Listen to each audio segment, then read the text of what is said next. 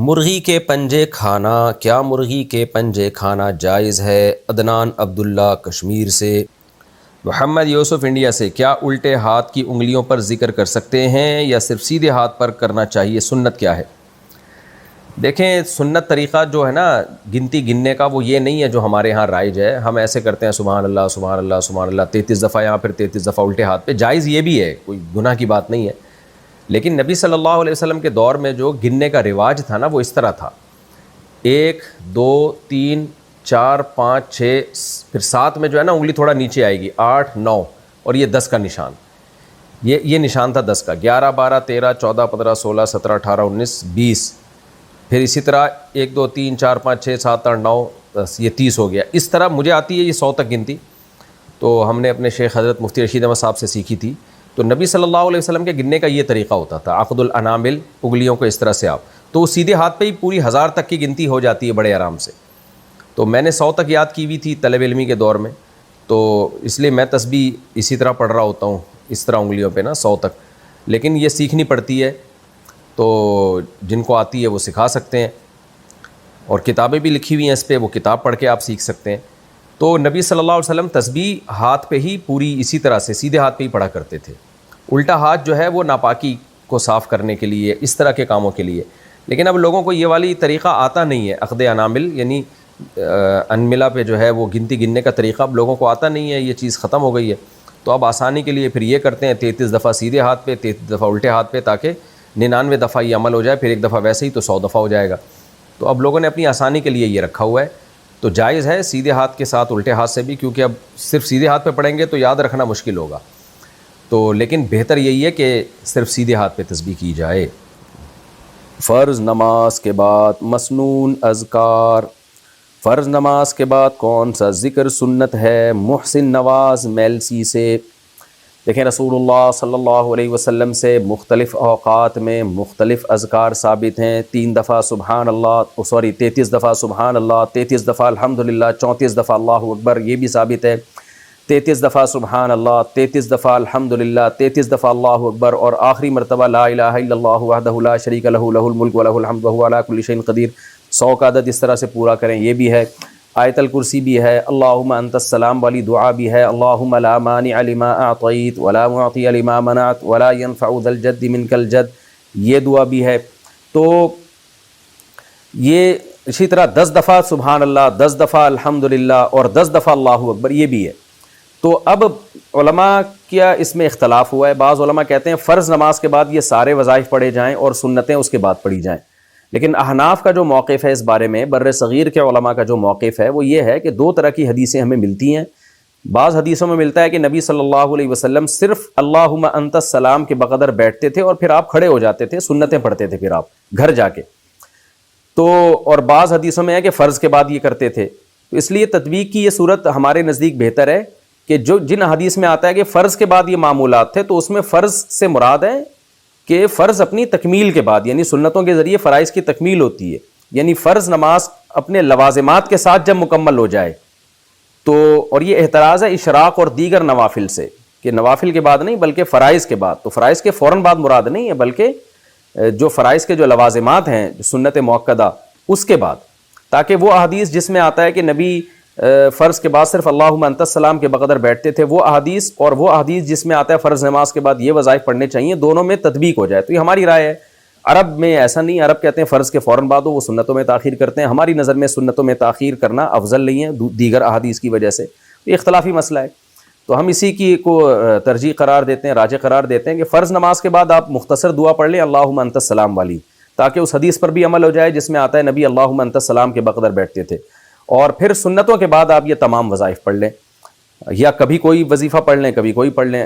33 دفعہ سبحان اللہ الحمدللہ اللہ اکبر وہ تو ہمیشہ پڑھنی چاہیے، اور پھر آیت الکرسی کی بھی بڑی ترغیب ہے، اللہم لا مانع لما اعطیت، سارے پڑھ لیں، نہیں تو کسی ایک کا معمول بنا لیں، سب طرح سے جائز ہے۔ تبسم خان لکھنؤ سے پوچھتی ہیں یا پوچھتے ہیں، کیونکہ تبسم لڑکوں کا نام بھی ہوتا ہے لڑکیوں کا نام بھی ہوتا ہے، اب یہ نہیں پتہ، اللہ ہی بہتر جانتا ہے، بہرحال جو بھی ہیں، انہوں نے دانوں پر تسبیح پڑھنے کا حکم یہ پوچھا ہے کہ دانوں پر جو تسبیح پڑھی جاتی ہے کیا یہ جائز ہے یا نہیں؟ ہم نے سنا ہے کہ یہ بدعت ہے، نہیں بدعت نہیں ہے، دانوں پر تسبیح پڑھنا جائز ہے، کیونکہ تسبیح کاؤنٹ کرنے کا حدیث میں حکم ہے. آپ صلی اللہ علیہ وسلم نے فرمایا جس نے 33 دفعہ سبحان اللہ کہا، 33 دفعہ الحمدللہ، 34 دفعہ اللہ اکبر، یہ تسبیحات فاطمہ. اسی طرح آپ صلی اللہ علیہ وسلم نے فرمایا جس نے 100 دفعہ لا الہ الا اللہ وحدہ لا شریک لہ لہ الملک ولہ الحمد وہو علی کل شیء قدیر، یہ کلمہ ہے. آپ نے فرمایا جس نے 100 دفعہ پڑھا، 100 دفعہ رات شام کو پڑھا، تو اس سے زیادہ نیکی کوئی کر نہیں سکتا. تو اس طرح کے جو فضائل ہیں 100 دفعہ، تو ظاہر ہے اس کو تو کاؤنٹ کرنا پڑے گا نا. تو کاؤنٹ کا کوئی بھی طریقہ ہو سکتا ہے، انگلیوں پہ بھی گنا جا سکتا ہے. آج کل ایک چائنا کی ایک بڑی مشہور ایک ڈیجیٹل مشین آ رہی ہے، اس کو آپ دباتے رہیں.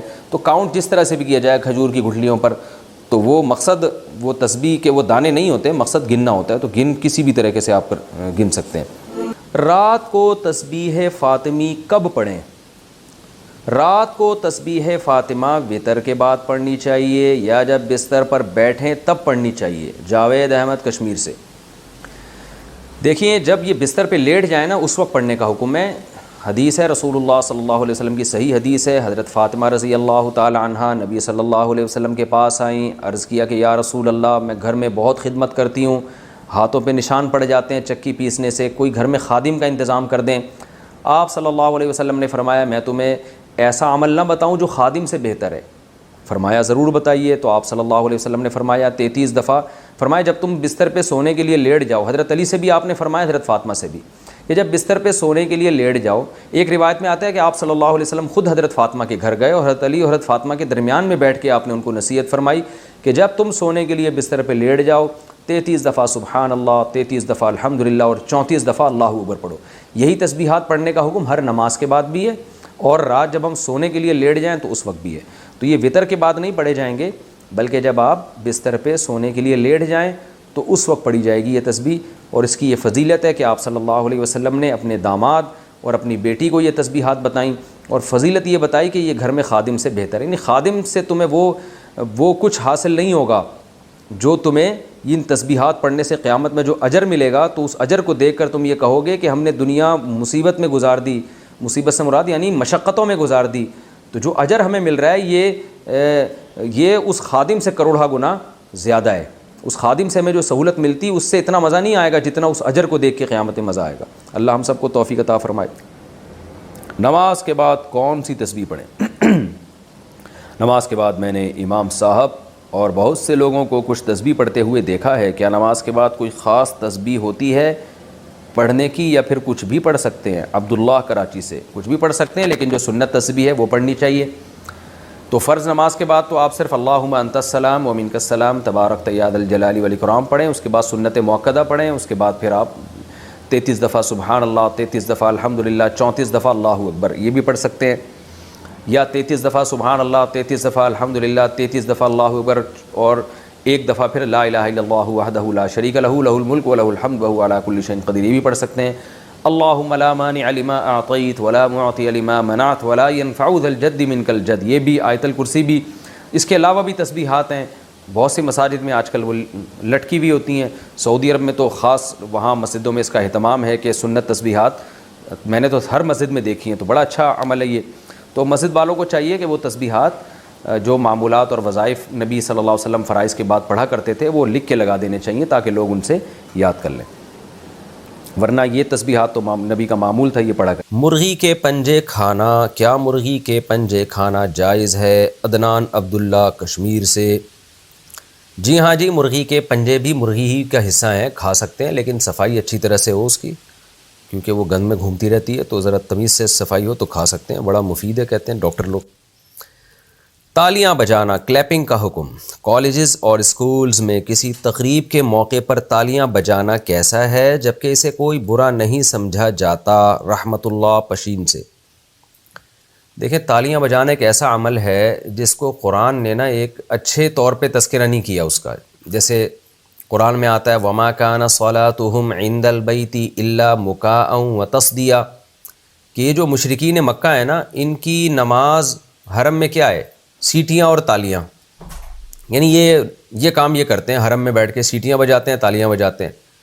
تو اس کو اللہ تعالیٰ نے ایک سیٹیوں اور تالیوں کو نا تھوڑا سا اس کے طور پہ بیان کیا ہے کہ یہ کوئی بہت اچھا کام نہیں ہے. تو اس لیے اصل طریقہ تو کسی کو اپریشیٹ کرنے کا یہ ہونا چاہیے، سبحان اللہ کہہ دیں، ماشاء اللہ کہہ دیں.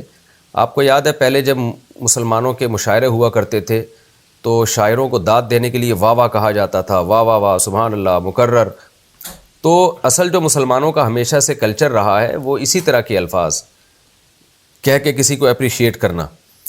لیکن غیر مسلموں سے پھر یہ تالیاں ہماری سوسائٹی میں آئیں تو علماء نے شروع میں اس کی مخالفت کی کہ بھئی یہ ہمارا کلچر نہیں ہے، غیر مسلموں سے مشابہت ہے۔ لیکن اب تالیوں کا رواج اتنا زیادہ ہو گیا ہے کہ اب اس میں مشابہت والا عنصر تو بہرحال ختم ہو گیا ہے۔ اس لیے بعض علماء اب کہتے ہیں کہ اس کی گنجائش ہے، جائز ہے۔